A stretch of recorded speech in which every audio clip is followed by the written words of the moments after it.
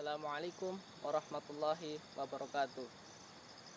Alhamdulillah, wassalatu wassalamu ala rasulillah wa ala alihi wa sahbihi wa mawalah, amma ba'du.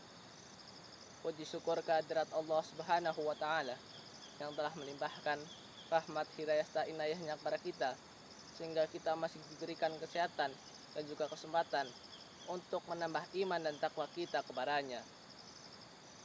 Salawat serta salam semoga tetap tercurah limpahkan kepada junjungan kita, kepada baginda kita Nabi Agung Muhammad Sallallahu Alaihi Wasallam beserta keluarga, sahabat dan juga umatnya yang setia dan istiqomah di jalannya.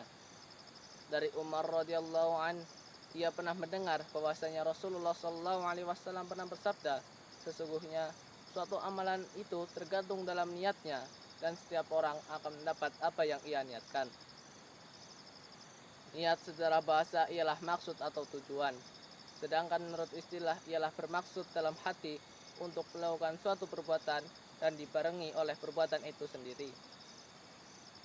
Niat merupakan salah satu hal yang sangat penting dalam ibadah, di mana niat selalu menjadi poin nomor 1 dalam rukun-rukun ibadah, seperti ibadah sholat, puasa maupun zakat dan juga ibadah yang lain. Amalan ibadah yang kita lakukan selama ini hasilnya ada dua, yaitu yang pertama adalah amalan ibadah yang diterima oleh Allah, dan yang kedua ialah amalan ibadah yang ditolak.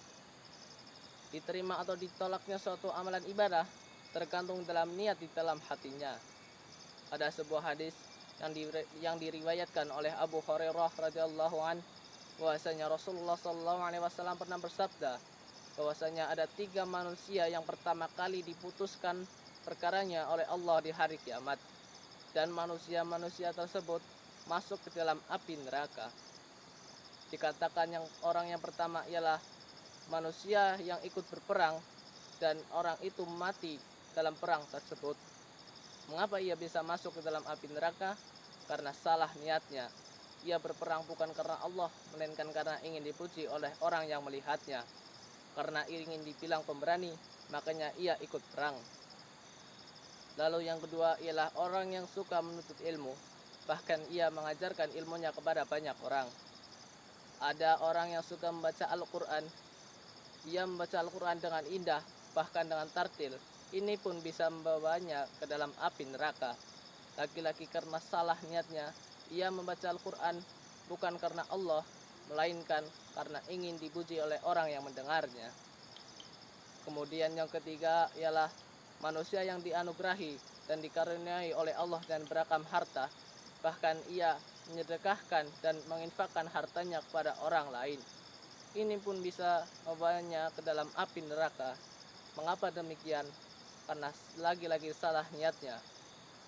Ia bersedekah dan berinfak pada orang lain bukan karena Allah, melainkan karena ingin dipuji oleh orang lain, karena ingin dibilang sebagai orang yang dermawan. Maka dari itu, marilah kita perbaiki niat amalan dan niat ibadah kita, karena bahwasanya sholat, puasa dan zakat yang kita lakukan bisa membawa kita ke dalam api neraka. Karena apa? Karena niat kita yang bukan karena Allah, melainkan karena orang lain. Maka dari itu perbaikilah amalan ibadah-ibadah kita, perbaikilah amalan sholat-sholat kita, perbaikilah amalan ibadah-ibadah kita. Kita hidup karena Allah dan kita mati karena Allah. Niat kita hanya satu, yaitu lillahi ta'ala. Demikian apa yang saya sampaikan. Kurang lebihnya mohon maaf. Semoga bisa bermanfaat bagi kita semua.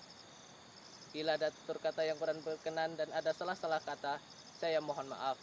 Wabillahi taufik wal hidayah. Wassalamualaikum warahmatullahi wabarakatuh.